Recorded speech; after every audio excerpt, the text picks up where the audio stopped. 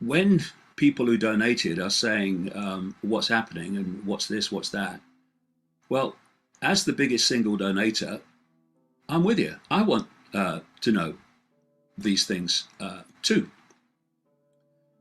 But let me give you some background, because there are people like a brief presenter called Sonia Poulton who are seeking to use TPV to destroy me and my work. I'll get to that as we go along.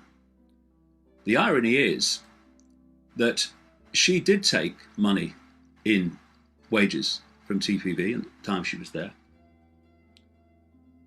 And she's attacking someone who, as I've just explained, not only donated all that money by various means, but in all the time that I was there, paying my own expenses, living in Richie's spare room, I never took a cent from TPV. I was the only full-time person there who did not receive a cent, the only one.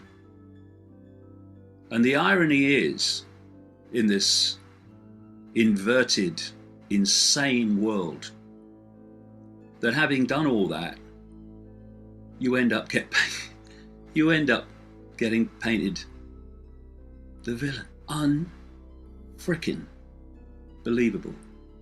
But having observed the world for 25 years and noted its extreme level of madness, maybe it's not unbelievable. So, let me give you some background to TPV and how we got to where we are, as much as I know about where we are.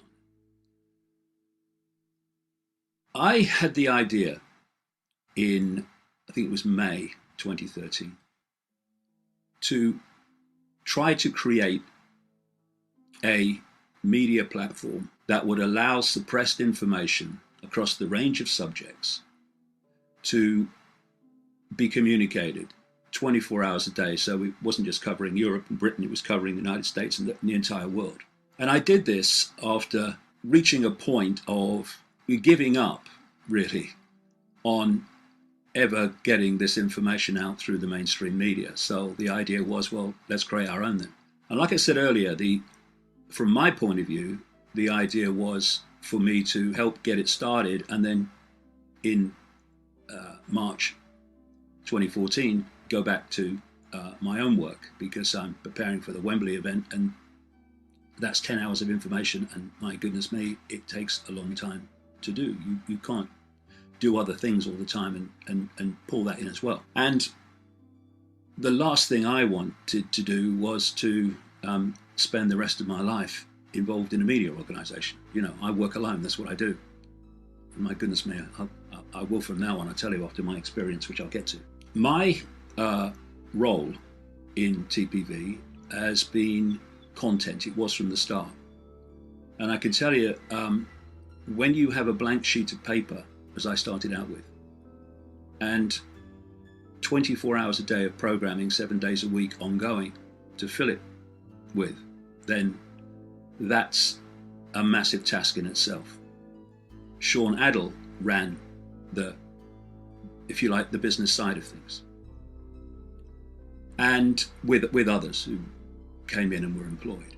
And I was a director of TPV with him for a short time, and then stood down.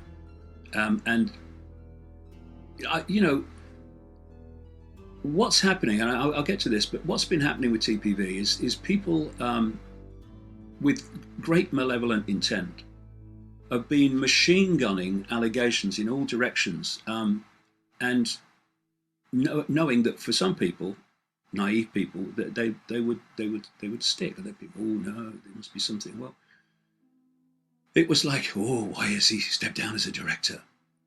Well, here's why. We did not intend from the start to come under the regulator in Britain, the media regulator called Ofcom, because we were an internet station, and thus it's a very a grey area. It still is about whether Ofcom has regulation over internet stations, but it's claiming it does. And it was an organisation created by Tony Blair, so you know that's how bad it is. And there was a guy came, I think his name was Welsh, and he went off on one. He was a volunteer. He was asking for some expenses to do this or something. I don't really recall it. I wasn't involved in it, but that's what I'm told. Anyway, he threw his dummy out the pram and off he went, and then has been trying to damage the station ever since. I think from the moment he got home, really. Anyway, it seems that he and others actually contacted Ofcom and said, what about this TPV?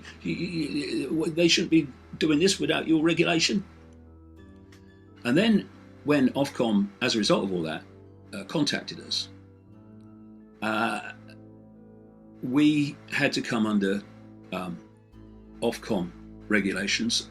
Otherwise, we would not have gone on air. They would have stopped that.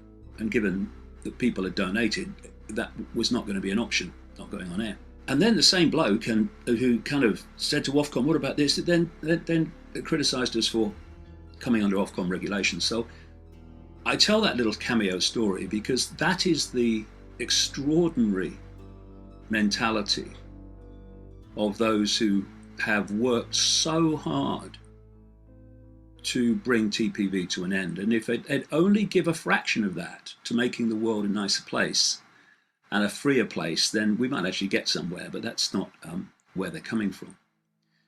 Now, as a result of coming under Ofcom regulations, one of them is that a director of a media company cannot appear on air and be a regular contributor.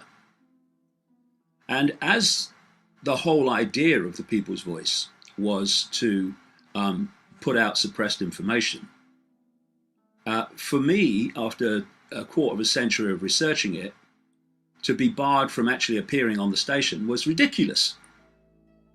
So I stepped down so that I could appear on the station.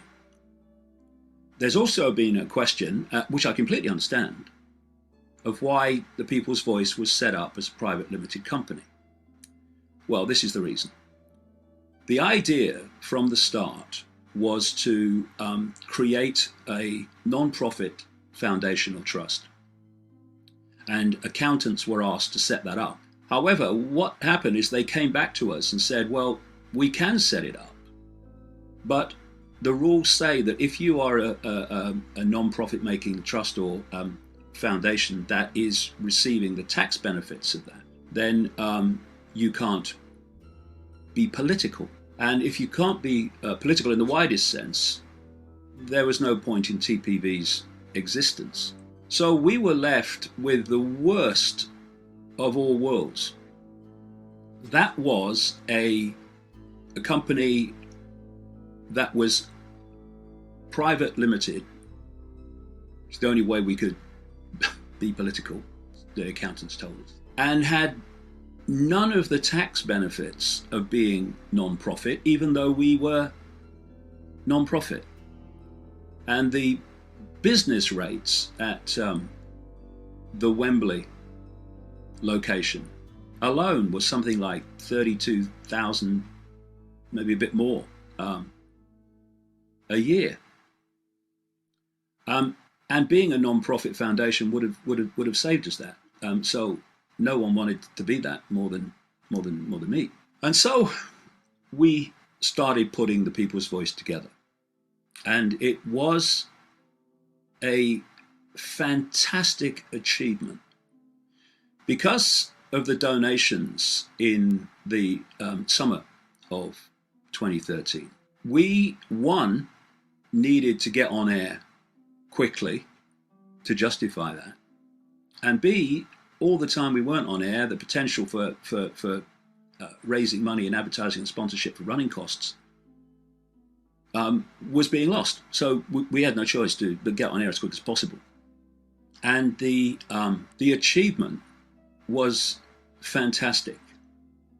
To take a battered room or two rooms and turn that into a television studio and newsroom and a production site for a long list of self-created productions, including the band, which gave musicians and comedians a stage to be seen, who most of them wouldn't get that stage otherwise, and I know that it's benefited their careers of a number of them greatly.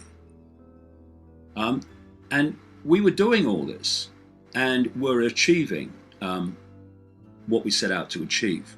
And the running costs to achieve that were massive. I mean, when you take into account that the system, the computer system that played the programs out, and without which we couldn't have done what we did, because you can't do an operation like we were doing 24 hours a day of programming and not have it much of it automated, the non-live stuff.